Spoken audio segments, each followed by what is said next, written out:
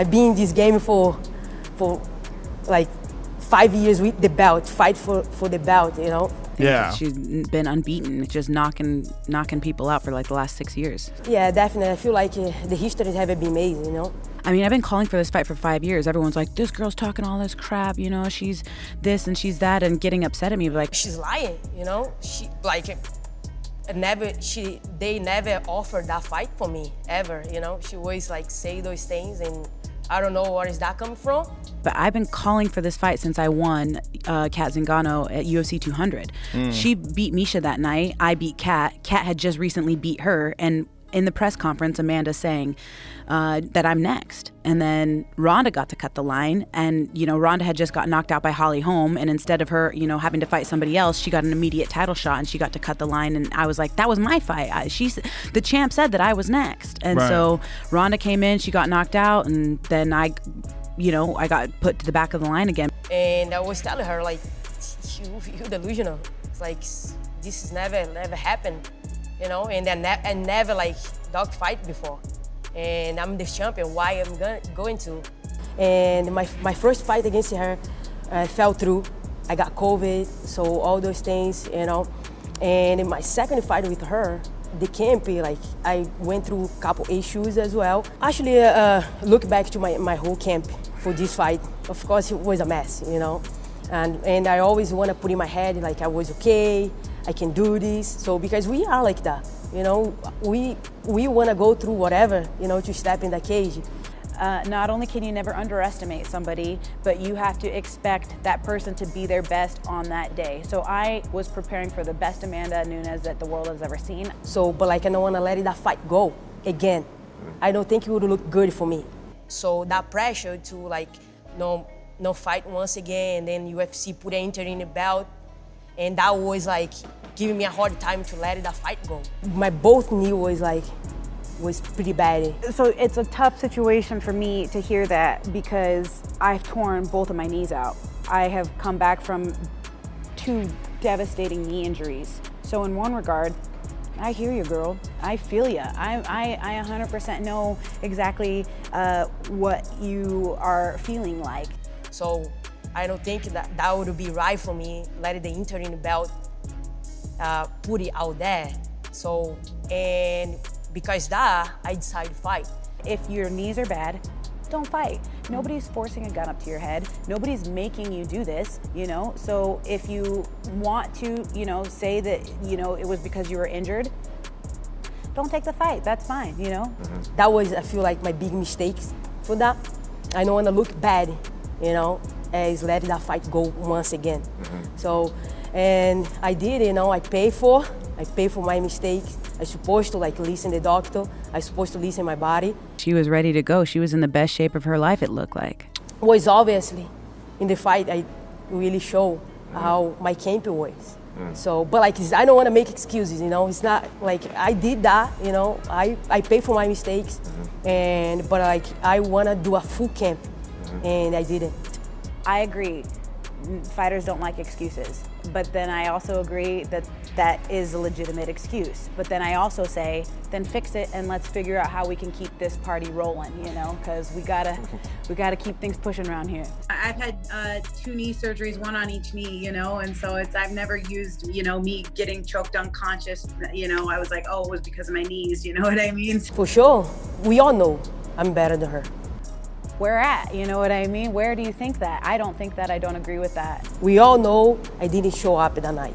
You gotta say whatever you can to motivate yourself and to pump yourself up and to sleep at night so that you can say, yes, it was my knees and next time I'm gonna get it done. So you gotta say whatever you gotta say, and I understand that. If you can see, the first round, I still like really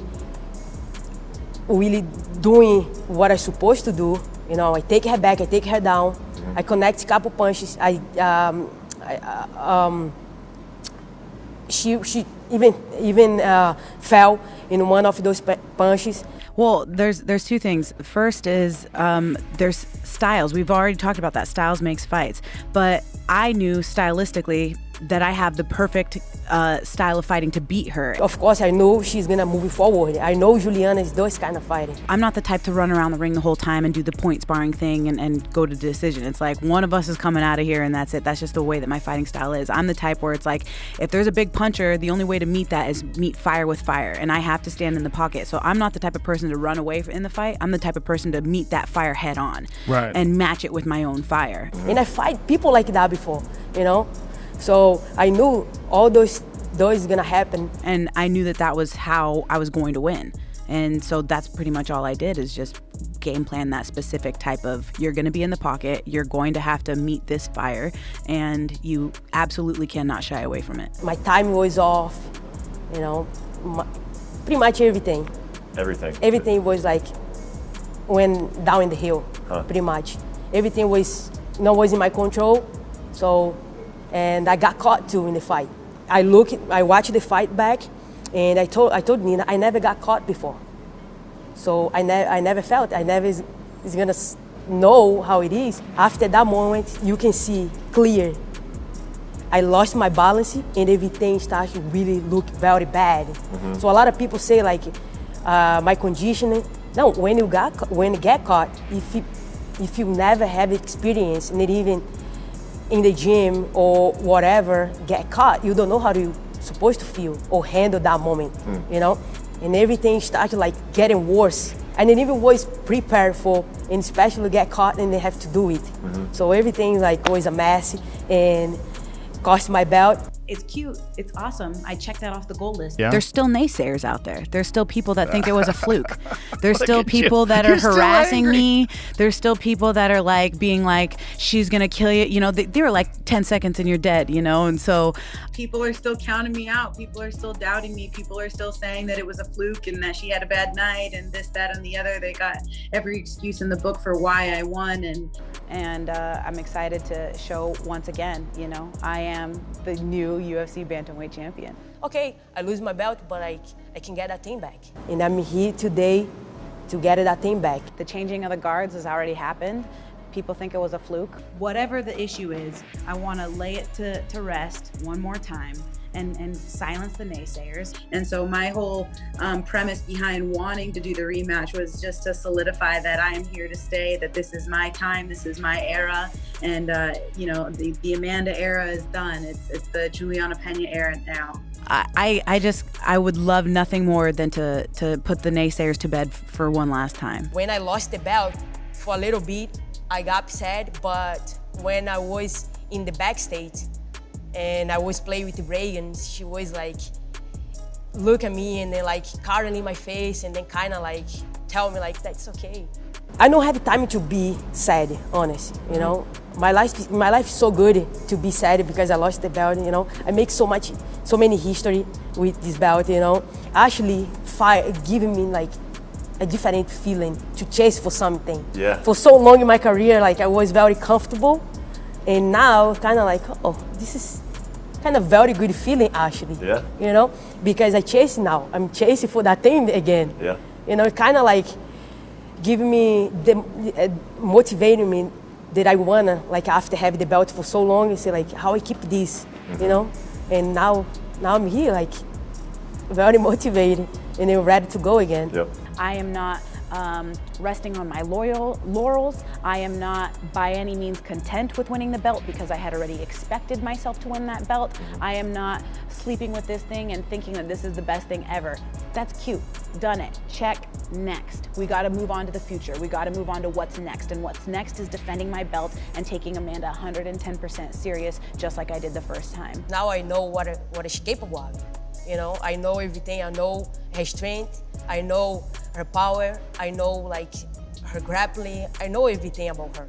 So now I be able to really like get in the 5 round in the gym, see what I have to do to stop every single thing.